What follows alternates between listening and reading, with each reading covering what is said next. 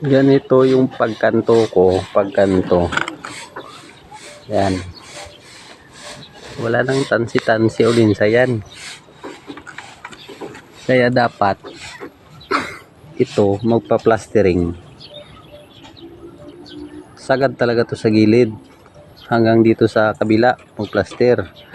Para ganyan lang ang matira, oh, konti lang. Para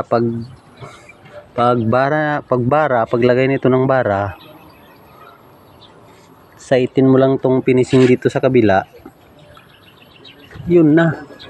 Kahit hindi ka na maggamit ng tuntun, hindi ka na maggamit ng linsa. 'Di ba? Yan lang. Hanggang na dun sa baba. So, salamat sa panonood. Ganun lang, oh. Hindi na yan mauhulog. Bara-bara lang. Pero dapat magpinising sagad talaga dyan, oh, sa gilid para kunti na lang ang tatapalan. Hindi mo na kailangan magtansi o linsa. So ayan, oh. Bara-bara lang. Oh. Matuwid yan. 98%.